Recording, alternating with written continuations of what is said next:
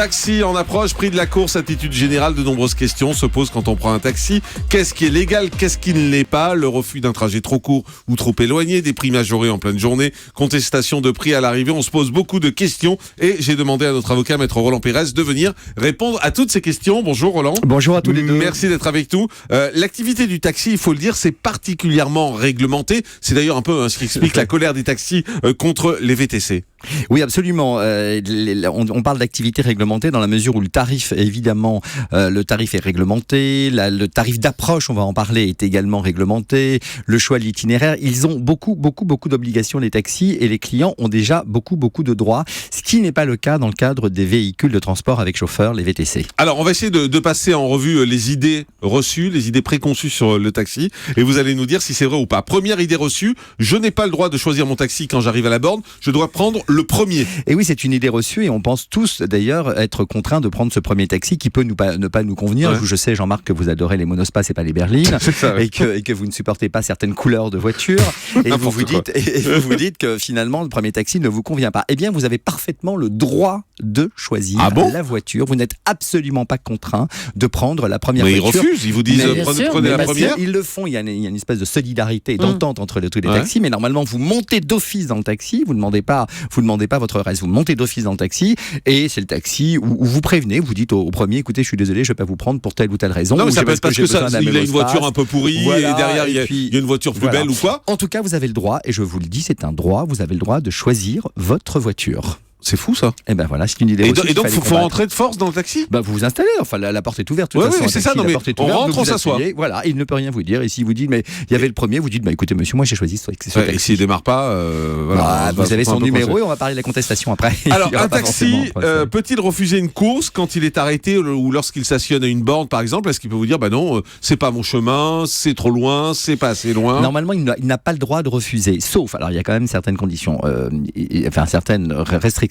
Si vous êtes à 50 mètres d'une borne, il va vous dire non, il y a une borne, et s'il y a un taxi qui attend à cette borne. D'accord. S'il n'y a pas de taxi qui attend à cette borne, ça, vous pouvez monter dans le taxi. D'accord. Si vous êtes manifestement éméché, ivre, il n'a pas envie que vous veniez venir dans son taxi, ça donc aussi. Il peut refuser. Ça paraît logique. Si vous avez un chien, quelle que soit la taille du chien, il peut refuser, alors c'est pas très commercial, mais il peut refuser également. Et si vous avez des bagages trop volumineux, c'est-à-dire qu'ils ne vont pas rentrer dans sa petite voiture, il va vous dire, mais hormis ces conditions-là, alors il y a aussi une dernière restriction, s'il est sur le chemin du retour pour rentrer chez lui, ils sont sans arrêt sur le chemin du retour. Oui, on peut pas vérifier. Alors, comment vous voulez qu'on vérifie? Ça, c'est un peu le problème, effectivement. Mais voilà, a priori, s'il s'arrête et vous dit, mais moi, je suis sur mon chemin de retour et vous n'êtes pas sur mon chemin de retour, il peut refuser. Bon, est-ce qu'on peut monter à 4 dans un taxi? Absolument, sauf si la carte grise, il y a une restriction, mais généralement, il y a de la place devant et derrière. 3 derrière, 1 devant. Voilà, en sachant d'ailleurs, et c'est une bonne question, depuis le 1er mars, sachez qu'il n'y a plus de supplément. Avant, on payait un supplément quand on montait à 4. Aujourd'hui, il n'y a plus de supplément. Et d'ailleurs, plus de supplément bagage. Chère Julie, vous qui bagagez. Ah bon? Il n'y a plus de supplément bagage? Non, quand on arrive de l'aéroport. Depuis le 1er mars, pas de supplément bagage. Et également, pas de supplément gare. Vous savez, vous aviez ces fameux suppléments des gare. taxes, ouais. Voilà, et bien là aussi, plus de supplément depuis le 1er mars 2016. Est-ce qu'on peut choisir l'itinéraire?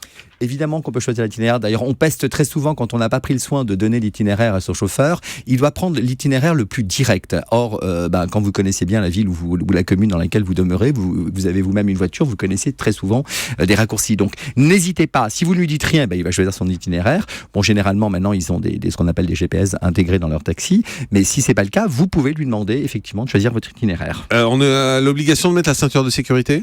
Alors ça, figurez-vous que je l'ai appris moi aussi. Le client a l'obligation de mettre la ceinture de sécurité. Et si vous avez un contrôle, c'est pas le taxi. Alors le taxi, le chauffeur, lui, il n'a pas l'obligation de mettre la ceinture.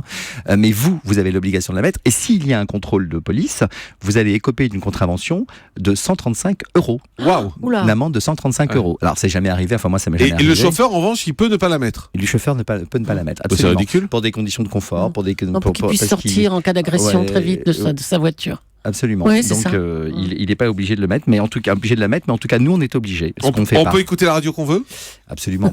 On demande toujours Europe 1, mais on peut. Absolument. Il faut demander. Vous pouvez parfaitement demander. Ça ne m'intéresse pas. Cette radio ne m'intéresse pas. Je vous demande même de couper la radio. On peut demander de l'arrêter aussi. D'arrêter la radio. Si vous avez envie de travailler, passer un coup de téléphone.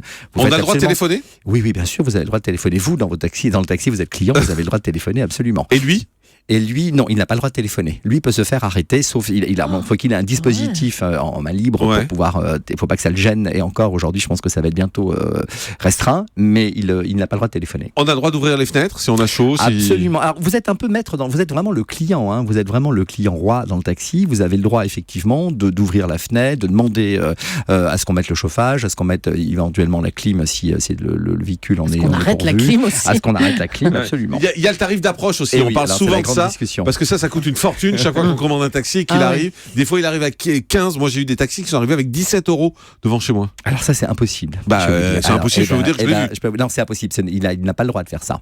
Il y a ce qu'on appelle le tarif d'approche. Ce tarif d'approche, c'est quand vous appelez une centrale téléphonique et que vous réservez, vous avez également à la borne. Eh bien, ce tarif d'approche est de maximum, en tout cas à Paris, de 4 €. Mais non, il ne peut c'est pas. pas vrai. Ça, je vous le dis. Jamais. Vous On avez n'a jamais eu ça. 2,60 € plus 2,60 €, qui est le tarif de base. Ah bah non, c'est comme ça que ça marche. Avec toutes les centrales téléphoniques. C'est jamais comme ça. Ah bah non, jamais. C'est 4 €, 2,60 € de tarif de base.